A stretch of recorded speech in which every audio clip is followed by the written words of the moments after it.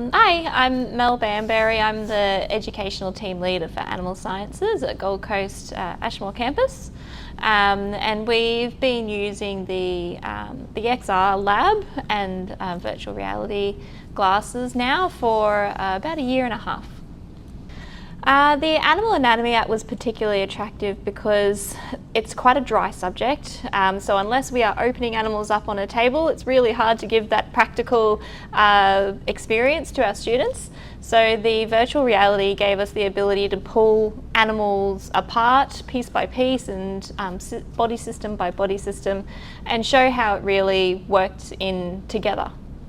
The purpose of the app was to break up the monotony of a very theory-heavy unit.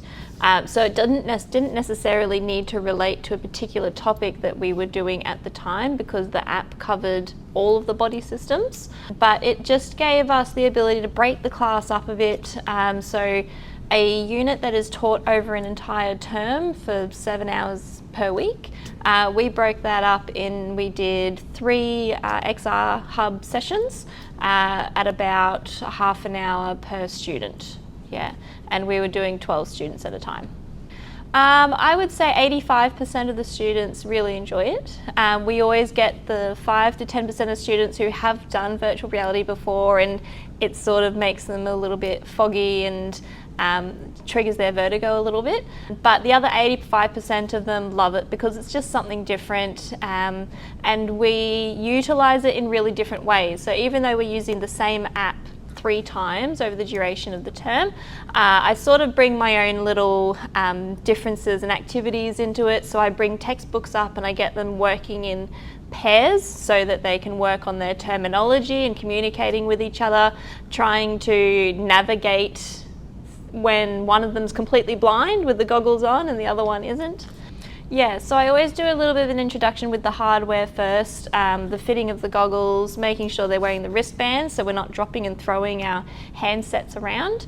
And then what I'll do is I'll put on the goggles, go through the setup quickly and stream or cast what I'm viewing onto the TV screen or onto the projector screen. And that way they can follow along with my instructions so I can show them what I'm doing and when. But other than that, it's pretty straightforward, and they can talk to me and I can still hear them, and it's all nice and easy when they can see exactly what I'm talking about. The first time they come in, I usually just have them working solo. So it's their time to figure out the software, get through the setup. So I usually do a demo which is about 10 minutes, and then I'll recommend the students spend no longer than 25-30 minutes with the goggles on, because then it starts to mess with their head and vision a little bit. So I would say for your first up students, maybe allocating 45 minutes to that first experience. And then after that, what I personally do is I pair them up. So I have one student with a textbook, the other student with the goggles, and they're trying to work things out together, trying to help each other out to find the solutions to the activities or questions that I'm giving them. And for those sessions, because they've already done the setup before, they have a little bit of exposure to it. I usually run that session with 24 students at a time in a 12 student space, and they'll take turns, so that'll be an hour because they'll do sort of half an hour each. Honestly, the biggest piece of advice I can give any new teacher coming into using this software is to know it back to front.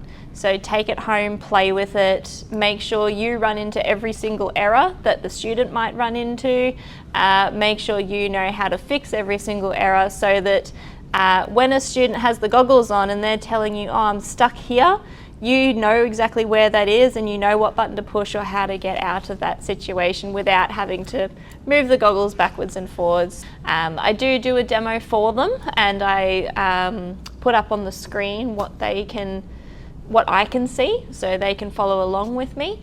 So if they've played any sort of video game before, they can usually find their way around the software.